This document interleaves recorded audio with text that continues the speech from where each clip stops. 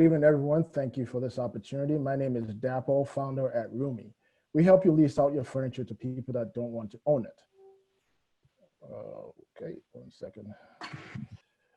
It's the 15th of the month. Your apartment lease is up and you found a new place. Look at your furniture and realize every piece can't go. You head over to Facebook Marketplace and post your items. Next, you hit let go, offer up on Craigslist, and repost them there. Before you know it, it's the end of the month. You spent the past 2 weeks negotiating numerous let go sales, contemplated putting it up in storage, or worse, doing a roadside sofa drop off. Just ask your friends. Nothing is sold and you're getting desperate. And all you want is the freedom to pick up and move on a whim without a sofa tethering you to a single location. And on the flip side, if you've just moved into town and need furniture, you're either searching for furniture in places you're not acquainted with, dealing with an IKEA assembly, or building furniture in between unpacking. Who has the time for that? I don't. The culprit? Moving. Moving sucks. Moving is exciting and anxiety at the same time. No one should be a fan of moving unless you're moving on to bigger and better things. If you're a young urban dweller, there's a good chance that you live a transient lifestyle. You're either moving fairly frequently for work, school, or relationship. So why the anxiety? It's the whole notion of having to pack everything and having to move furniture in. So what's the solution? Meet Roomii, an online marketplace that lets you lease out your furniture to people that don't want to own it. Our platform lets you earn a return on investment on your gently used furniture while helping people furnish their space short-term from a wide selection at an affordable monthly price, basically allowing you to live like a baller and not spend like one. And within this group, we target urban dwellers who live a transient lifestyle, move fairly frequently for work, school, or relationships, that own high-end modern furniture or need great furniture within or need great furniture without the commitment of ownership. As well, we target furniture owners that have brands like these with posts that are older than a week at a starting point of $300. And the way we get to these people in the first place, our go-to-market strategy is built around partnership hubs and technology that gets us access to many of our end users, such as partnering with local universities and apartment rental sites, Airbnb Superhost, and automatic group hosting on multiple online marketplaces. So how big is the opportunity?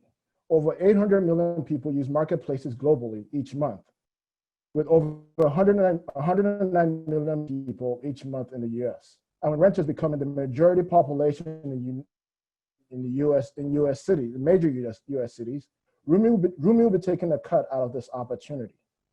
That being said, this is how we make money. We charge a flat 30% commission on each transaction. With a hyper focus on Chicago, and adjusting for the current economic conditions due to the outbreak, we project a $50,000 revenue in our first year. Since our MVP launch March of this year, we have over 30 listings and 5 paying customers, generating $1,000 in revenue to date. And these are direct and indirect competitors in our space. So what's our competitive advantage? We don't own any furniture, hence we have zero inventory. As well, because the furniture is coming from a broad number of owners, lessees have a broad selection to pick from. And finally, furniture leasers can post once across multiple platforms. So why am I building this? I'm a technical founder with a career in the commercial furniture industry. I'm also the co-founder at City Spoon, a restaurant dining app. Roomii has gone through the Y Combinator startup school and is currently going through 1871's Paris program in Chicago. If we win, I plan to hire a lawyer to draft up our terms of service. So this month, if you're moving and you don't want to negotiate let-go sales, you don't want to put your furniture in storage, you don't want to do a roadside sofa drop-off, you don't want to search for furniture in places you're not acquainted with, deal with an IKEA assembly, or build furniture in between unpacking, list your furniture on Roomii and earn a return on your investment. And when you need furniture, lease it on Roomii so you can live like a baller and not spend like one. Thank you. Awesome pitch, Dapo. That was great. Live like a baller. I love, that's a great tagline at the end there. Great job. Great job. Everyone in the comments is loving it too. Thank you so much for that. I'll open it up for the judges for questions. Dapo, I would keep your presentation up just in case people have questions on the slides. Sure. As we go through Q&A. So, hey, it's Shiloh again.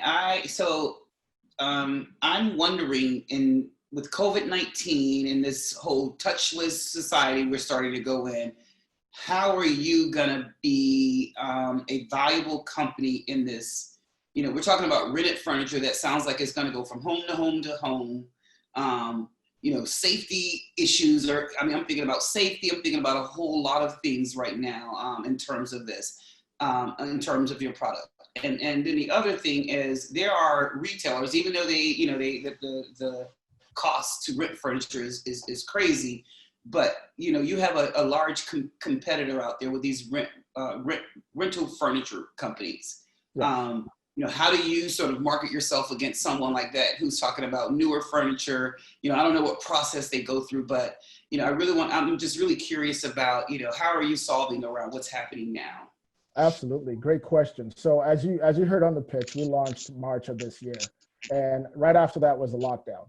And what we noticed was that we're innovative. We noticed that one of the things that we could do right away is introduce contactless pickup and drop off. And we're working with, what we've done is we've partnered with a local company in town in Chicago here that does that to make sure that we're not interacting with the owners of the furniture or the people that want the furniture.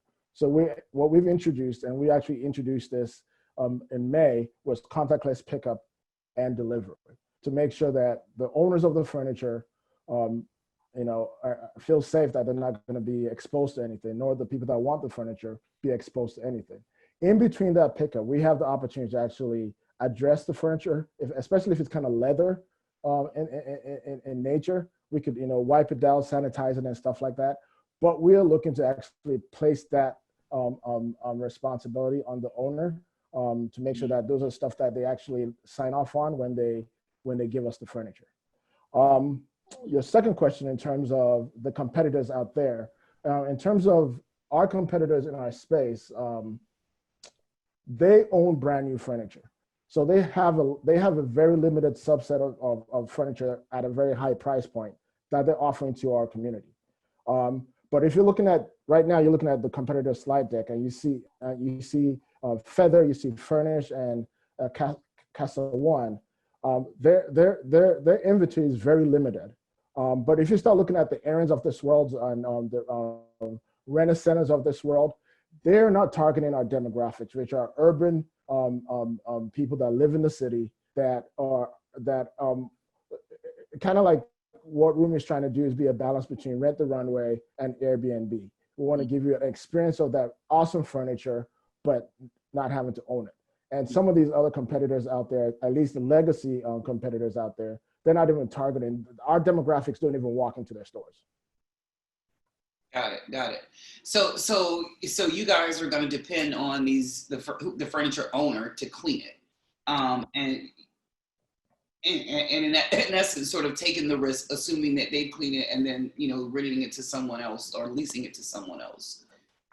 Correct, and that's why it's a very valid question. One of the things that I mentioned in the pitch was that if we do win, we have to have a solid terms of use for Roomii, because there are a lot of things that we still need to cover in terms of the balance between safety, ownership, and even the life of that furniture. It's something we could do with our partners in the shipping and delivery side of things.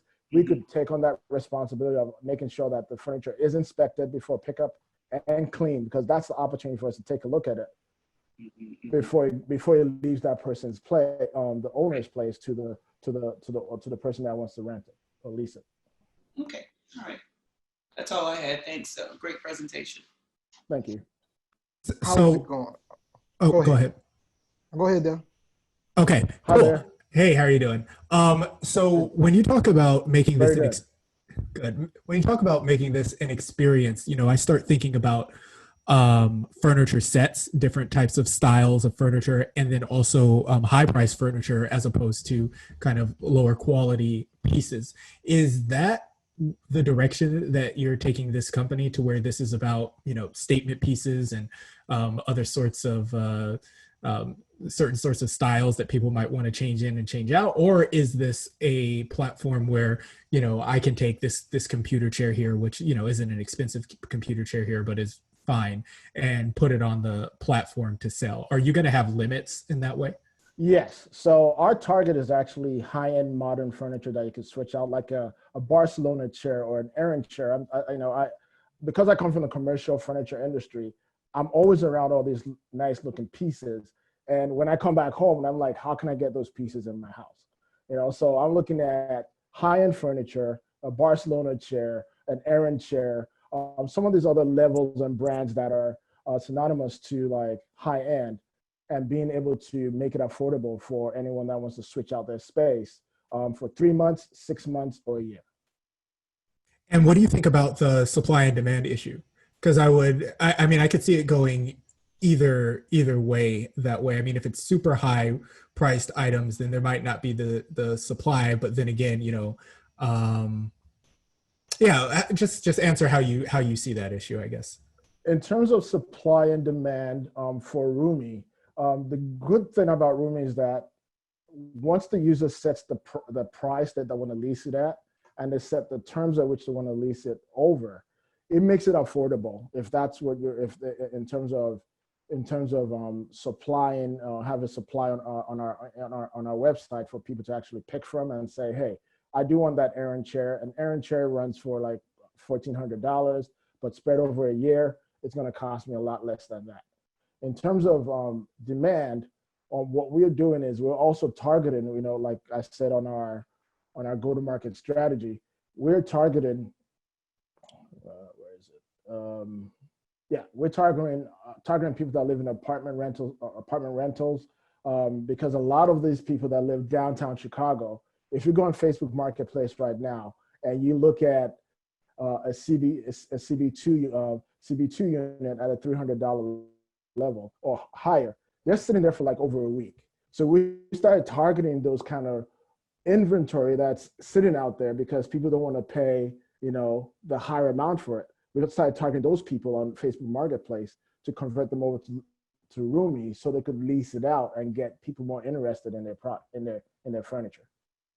Okay, thank you. You're welcome. Thank you.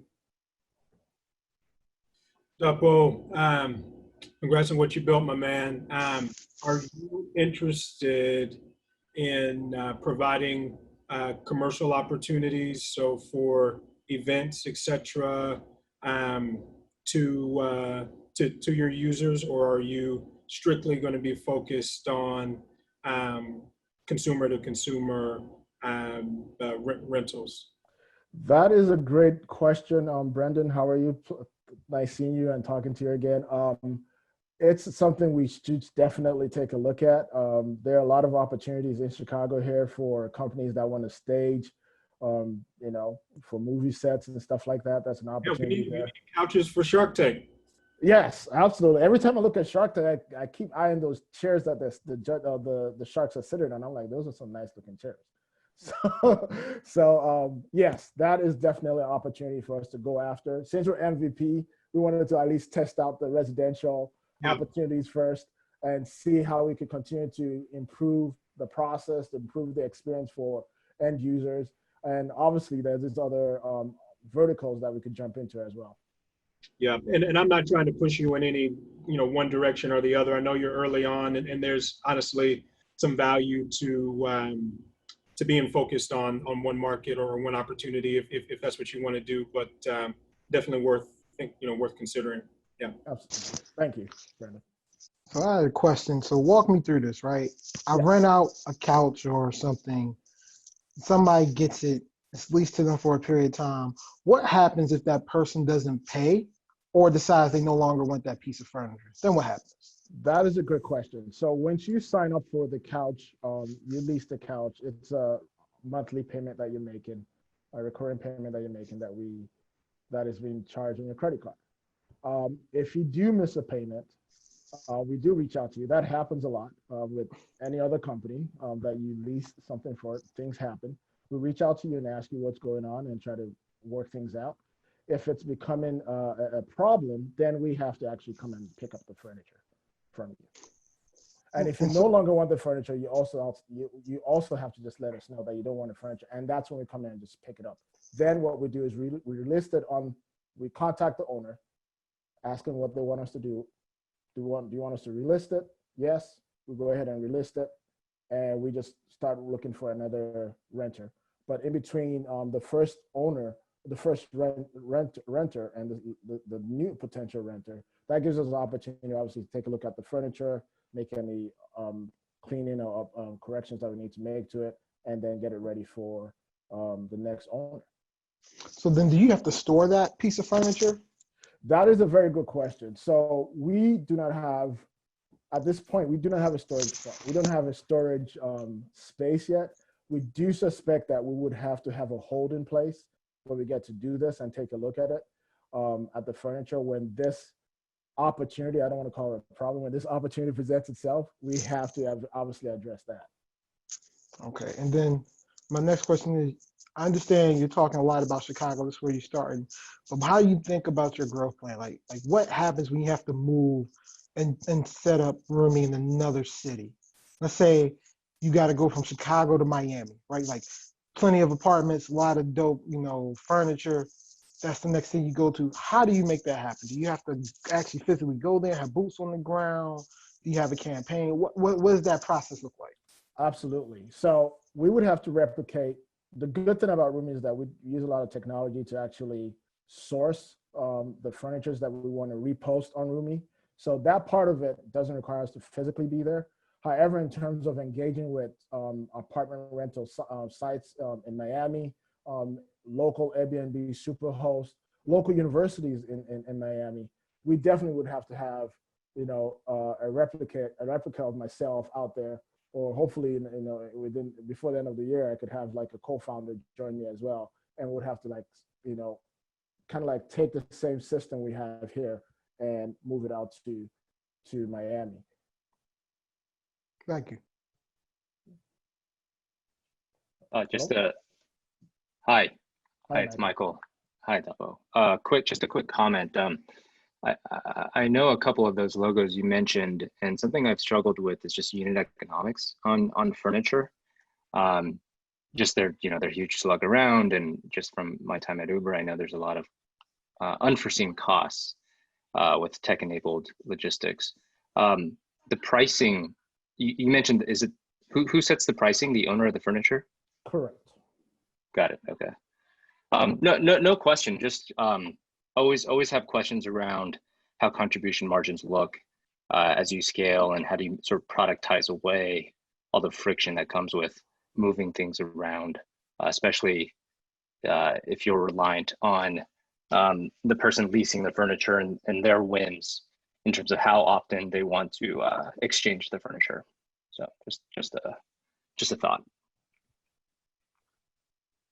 Thank you for that. All right. I think that about wraps it up.